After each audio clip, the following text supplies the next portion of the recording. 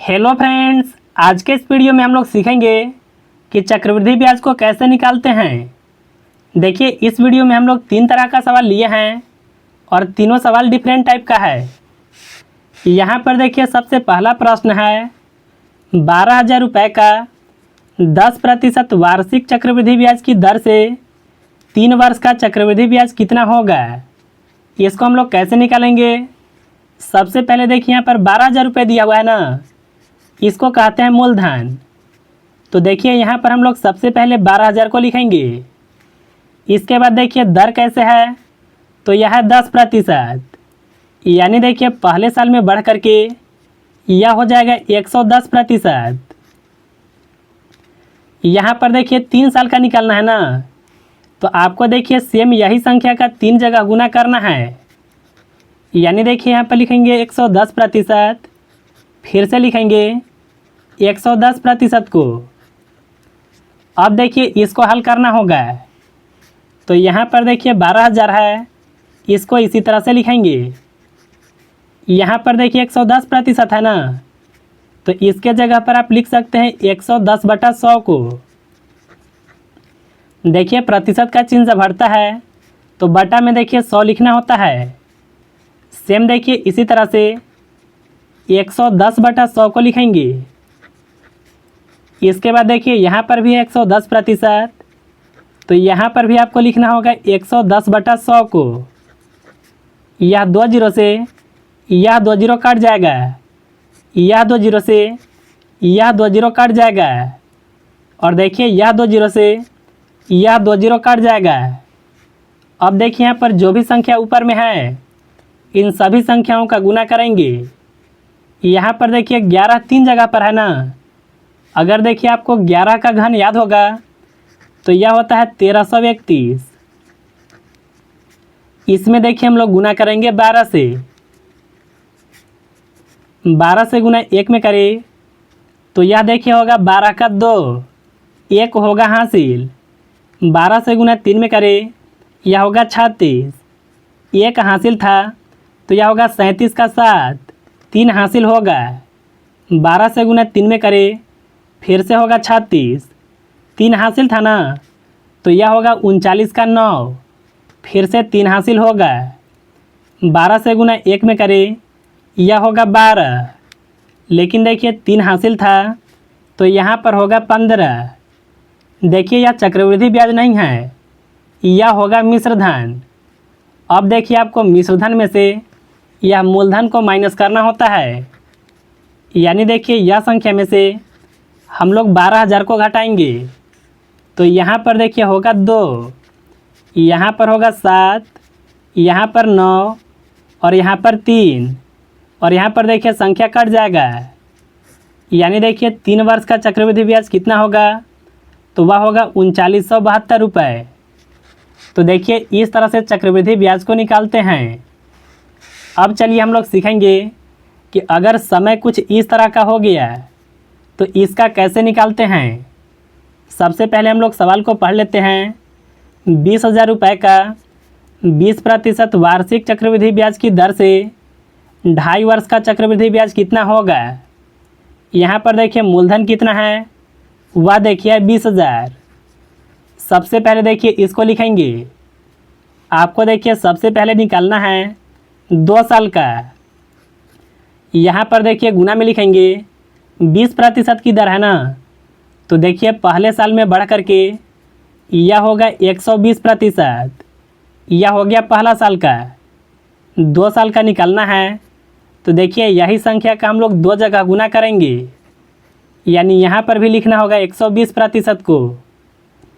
अब देखिए मेन आपको यहाँ पर समझना होगा, आधा साल है ना, जब भी देखिए आधा साल का निकालना होता है तो यहाँ पर जो भी दर होगा यह आधा हो जाता है। पूरा साल को निकालने के लिए हम लोग 100 में 20 को जोड़ रहे थे ना, आधा साल को निकालने के लिए हम लोग 100 में 10 जोड़ेंगे, तो यहाँ पर देखिए 110% होगा। अब देखिए इसको हल करना है, तो सबसे पहले देखिए लिखेंगे 20,000 को। इसके बाद देखिए 120% है, तो यहाँ पर देखिए आप लिख सकते हैं 120/100। सेम देखिए इसी तरह से यहाँ पर भी लिखेंगे 120/100 और यहाँ पर देखिए लिखेंगे 110/100। यह 2 जीरो से यह 2 जीरो कट जाएगा, यह 2 जीरो से यह 2 जीरो कट जाएगा और देखिए यह 2 जीरो से यह 2 जीरो कट जाएगा।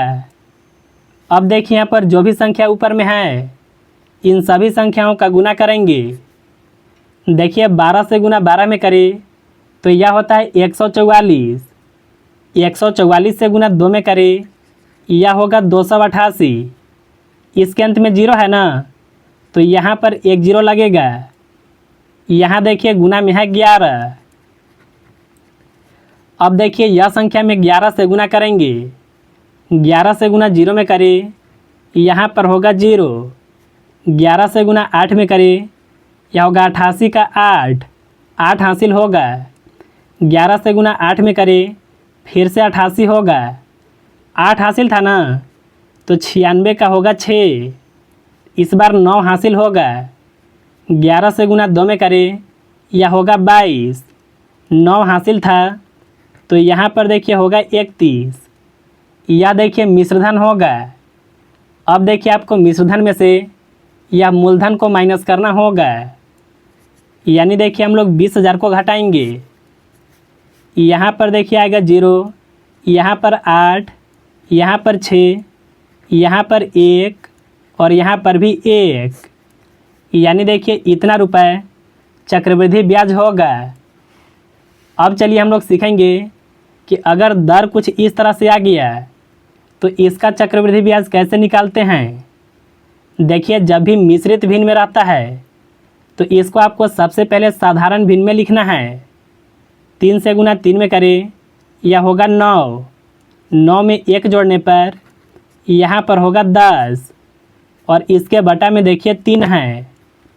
यहाँ पर देखिए जब भी आप इस तरह के सवालों को बनाते हैं तो आपको देखिए एक बात समझना होगा। जब भी देखिए 1/2 रहेगा तो देखिए नीचे वाला संख्या 2 है ना तो इसको आपको मानना है 200। अगर मान लीजिए कि 1/3 रहेगा तो नीचे वाले संख्या को मानना है 300। अगर यहीं पर देखिए नीचे वाला संख्या मान लीजिए 4 रहता तो इसको मानते 400।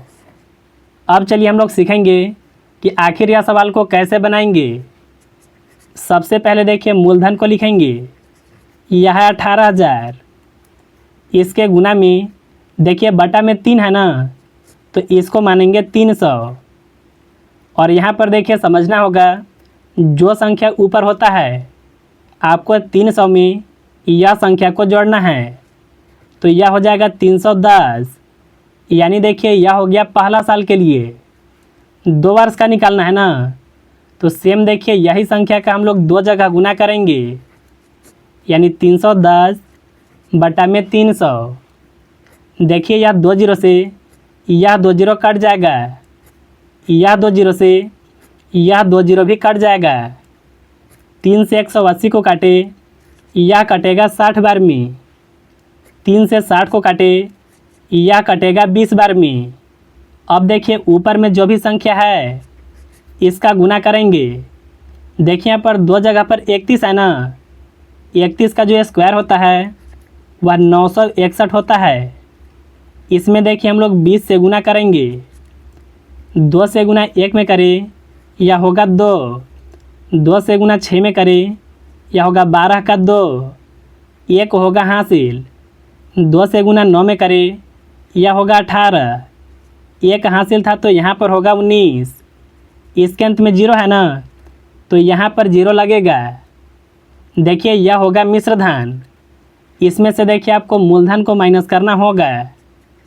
यानी देखिए 18,000 को घटाएंगे। यहाँ पर देखिए 0 आएगा, यहाँ पर 2, यहाँ पर भी 2 और यहाँ पर 1। यानी देखिए चक्रवृद्धि ब्याज कितना होगा तो वह 1220 रुपये होगा। तो देखिए इस तरह से आप बिल्कुल आसानी से चक्रवृद्धि ब्याज को निकाल सकते हैं। तो मुझे उम्मीद है कि आप बिल्कुल आसान तरीके से समझ गए होंगे।